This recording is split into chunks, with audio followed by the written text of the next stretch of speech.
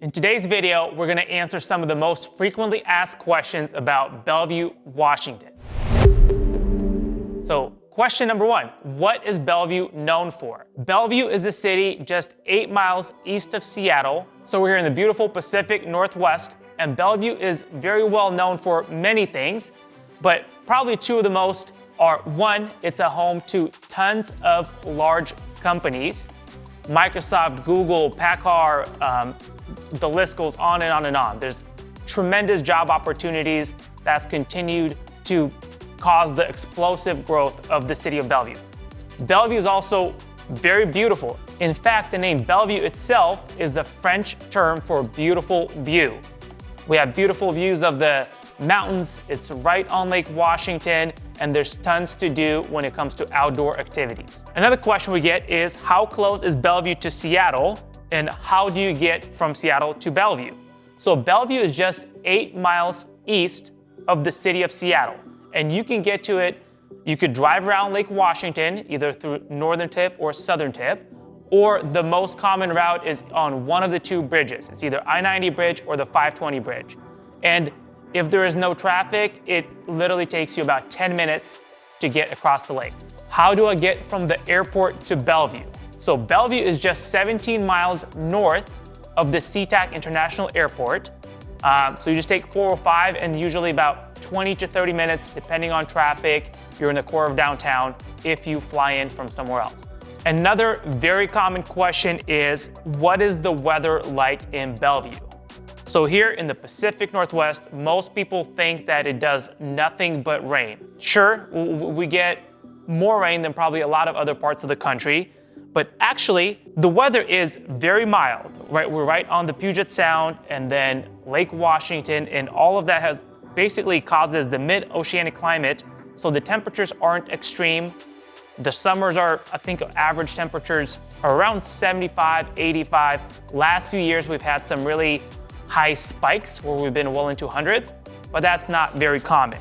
And as it comes to rainfall, Bellevue actually only averages 37 inches a year, which for being a city that's known, or at least where most people think it does nothing but rain, that's less rainfall than New York City, Atlanta, or Houston, or many other countries. So it's really not that bad. Another common question is, do you need a car to get around if you live in Bellevue? And I think that just really depends where in Bellevue you live. If you live in the downtown core, actually the walkability is very good. You're close to dining, shopping, parks, transportation, the bus terminal, the list goes on. If you live somewhere out in the suburbs in one of the surrounding neighborhoods, you would most definitely need a car to get around. Another common question is, how bad is the traffic? So that also depends on where you're commuting to, right?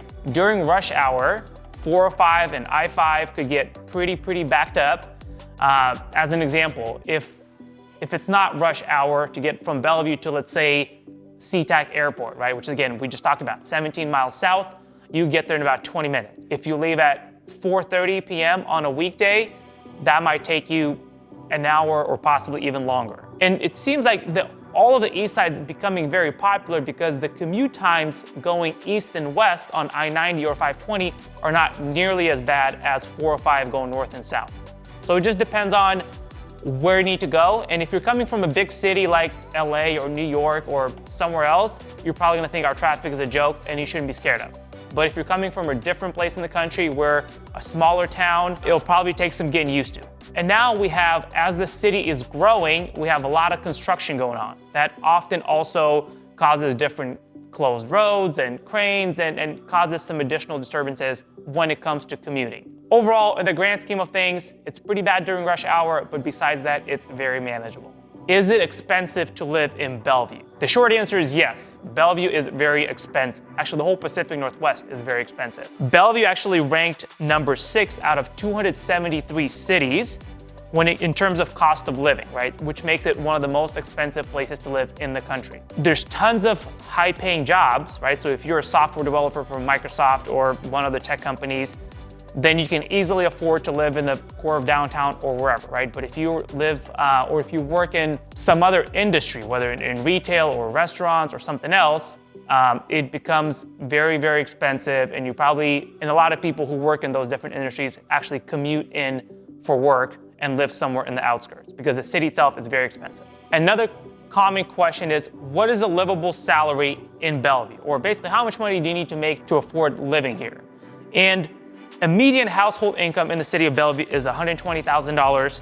A median individual income is $70,000. You know, we do have lots of jobs and lots of people who make a lot more money than that. We also have some people who make a lot less, but that's a pretty good gauge to where if you make at least that much, you could probably live here comfortably. Another common question is, what is a median home price in Bellevue? Right, so I have a lot of other videos that you should go check out about the crazy appreciation that we've seen recently.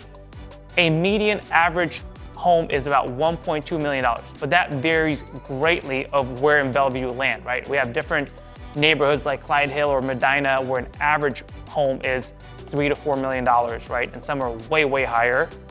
But it depends. The condo market is a lot more affordable. Some of the neighborhoods on the east side, whether it be Crossroads or many other neighborhoods, are a lot more affordable. Overall, the median price is around $1.2 million these days. So these are some of the questions I get asked often. If you have a question that we haven't covered, shoot me a message and I'd be happy to let you know.